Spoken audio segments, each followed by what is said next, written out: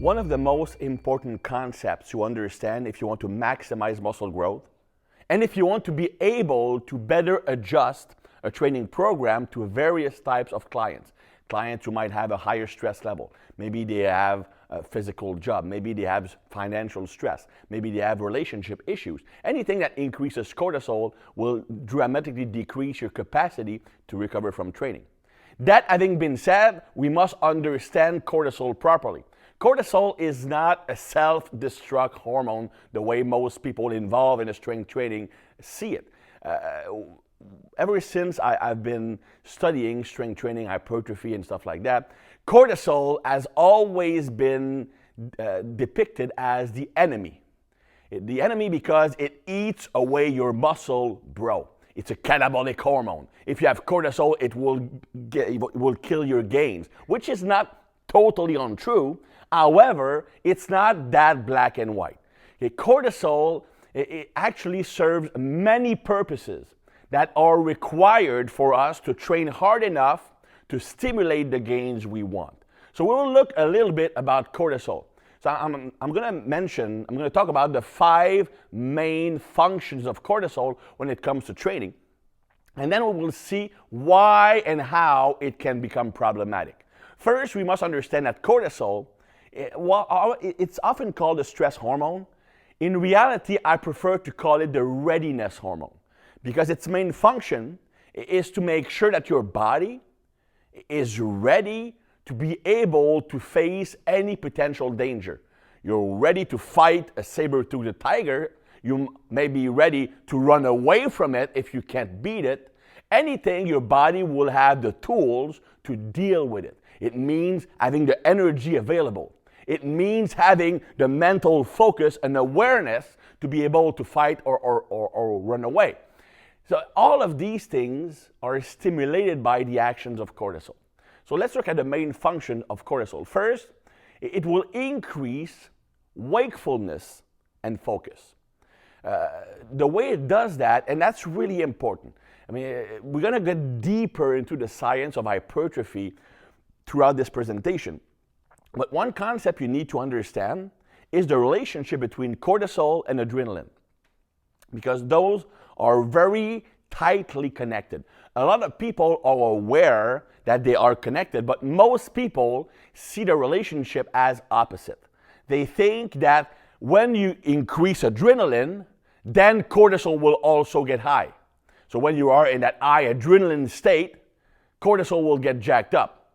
It's actually the opposite. Cortisol comes first. Cortisol increases the enzyme responsible for converting noradrenaline into adrenaline. In other words, cortisol will increase the production of adrenaline. So the first function of cortisol, which is to increase the wakefulness, the focus, is done by increasing adrenaline. You are facing a saber-toothed tiger. I'm stressed. Cortisol increase and it spikes adrenaline so that I'm more awake, I'm more driven, I'm more motivated, I'm focused on what I have to do, okay? So you actually need that if you are to work out properly, unless you're the kind of guy or girl who likes to train with a cell phone and a selfie stick and just like doing duck face on a camera while doing biceps curl. In that case, wakefulness and focus is probably not that important. But if you want to train at a level required to get maximum gains, then you need that adrenaline and that cortisol to function properly. If you completely kill cortisol prior to the workout, you will not be able to train. You will almost fall asleep in the gym. Okay, so that's the first function. The second function, cortisol will lead to an increase in heart rate, heart contraction strength, which both will increase the delivery of oxygen to the working muscle and the removal of the metabolites accumulated in your muscles when you're training. Basically, by having a heart contract harder and faster, you are sending more blood to the muscle. That blood is delivering oxygen and taking out the metabolites.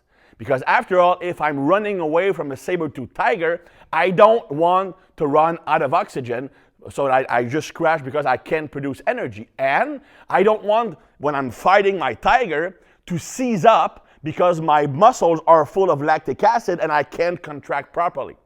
So another function of cortisol, which is also driven by increasing adrenaline, is increasing how hard the heart contracts and how fast it contracts.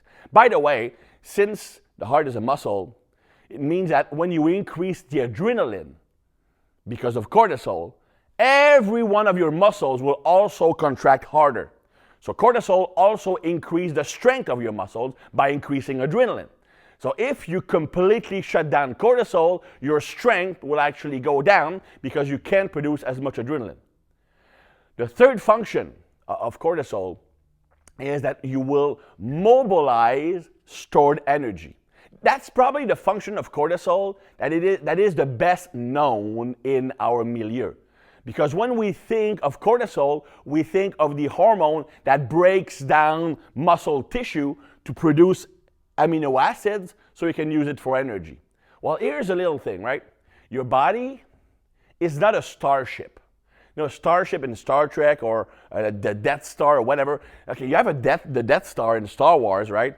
It's like big as like 3 planets. Probably cost an arm and a leg.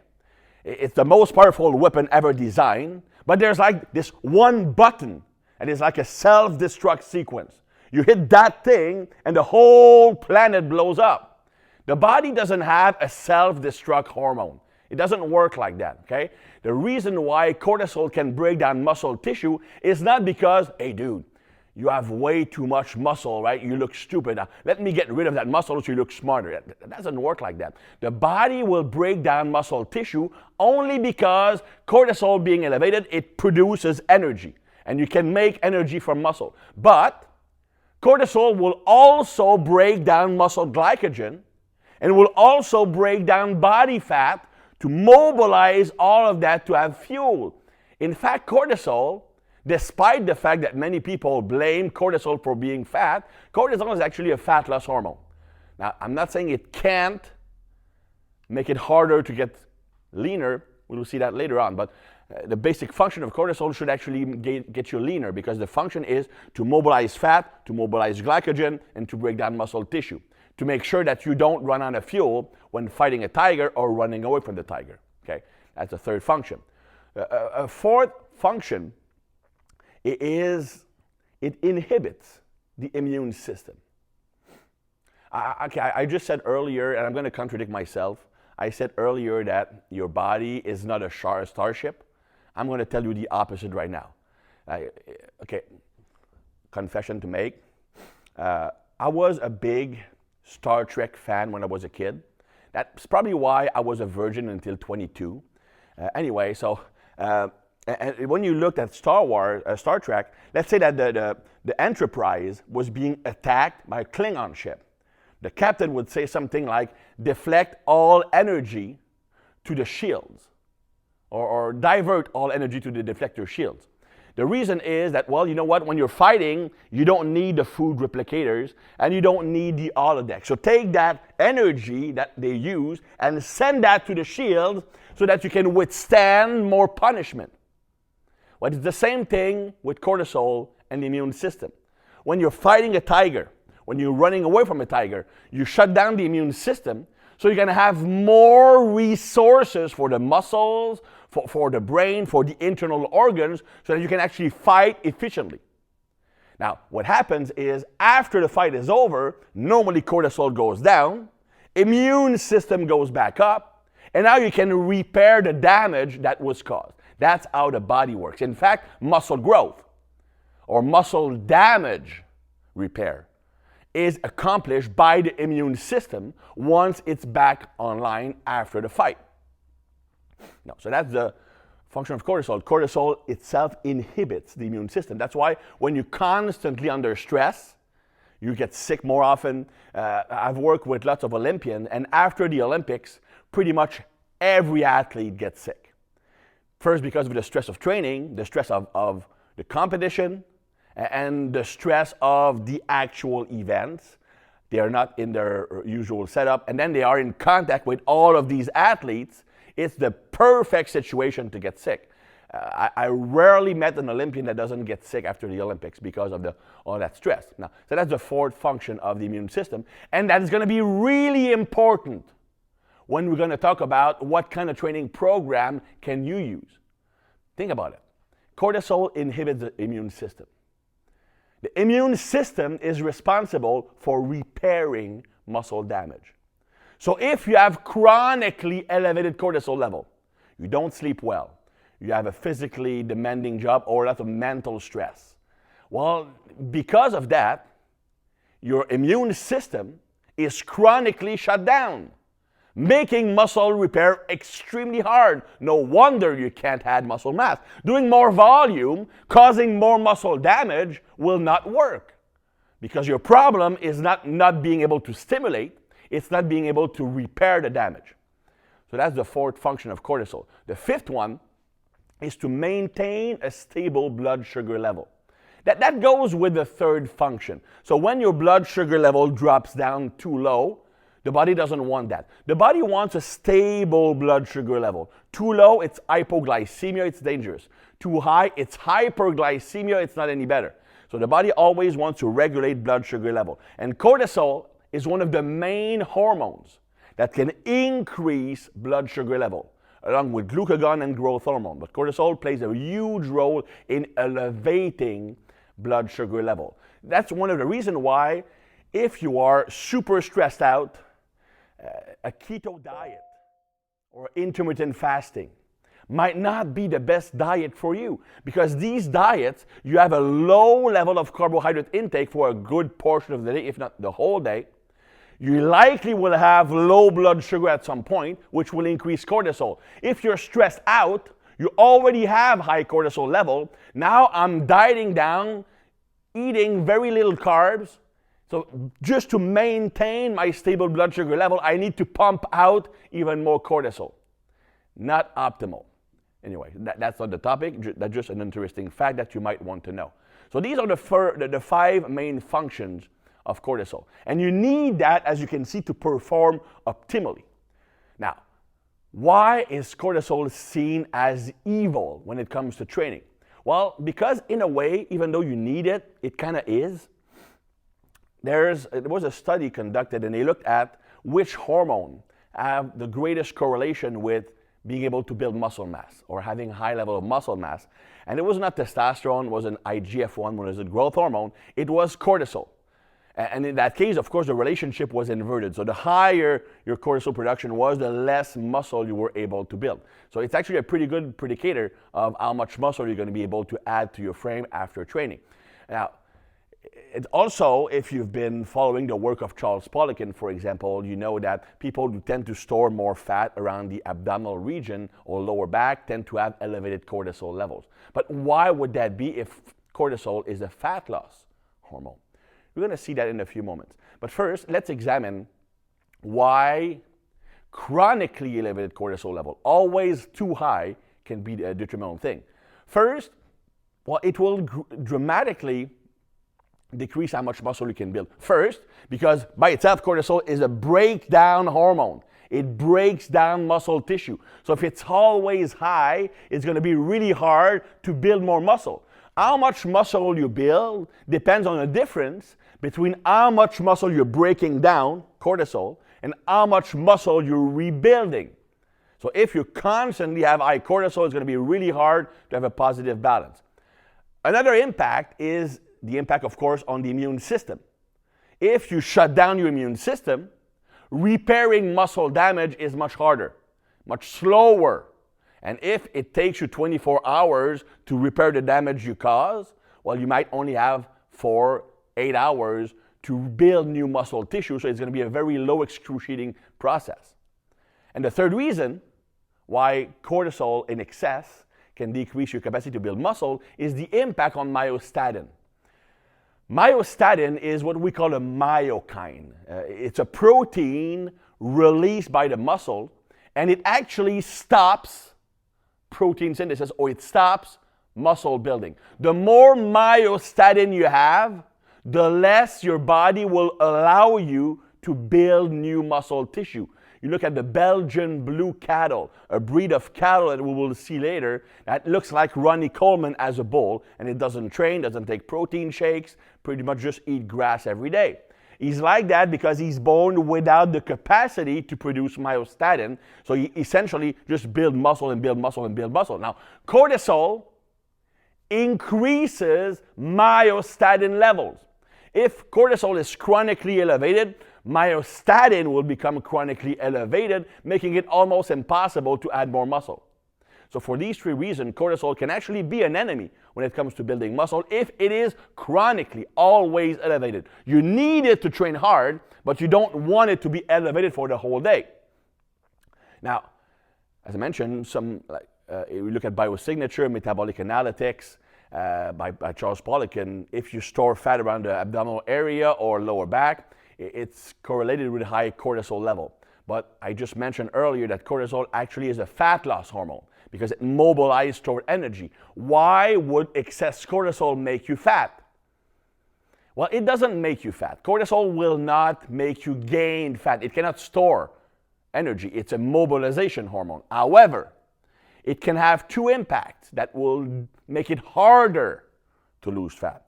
The first one is excess cortisol chronically can decrease metabolic rate.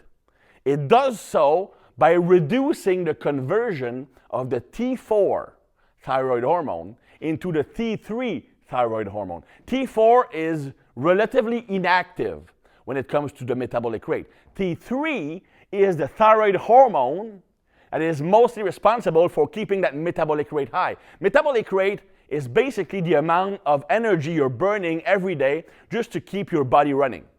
So it doesn't include the energy you're spending by moving around or training or thinking. It's just if you're lying down, just to keep you alive, you need X amount of energy to fuel the process. Now, cortisol, if it's chronically elevated, it will decrease that conversion. It's a protective mechanism. Because when we were cavemen, the three main situations in which we had elevated cortisols were, I'm fighting a tiger, so I need energy. I'm running away from a tiger, I need energy. Or I was not capable of killing a tiger, now I must go several days without food, I need energy stored in my body. The only time when our body had chronically elevated cortisol levels when we were evolving was when we couldn't find food for several days.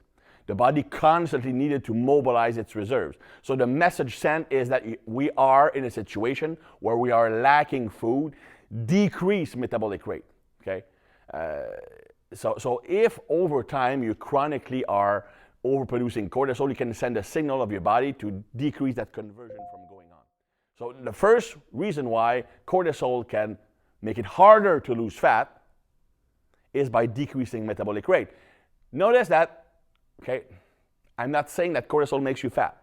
I'm not saying that cortisol is directly responsible for you having a hard time losing fat. The main factor involved is still establishing a caloric deficit.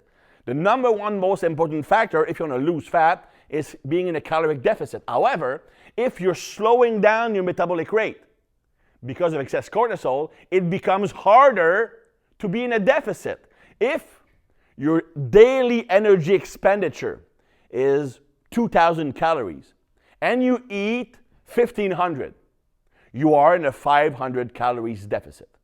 If you decrease your metabolic rate because of excess cortisol, it goes down the amount of energy you're burning 1,200 and you're eating the same 1,500.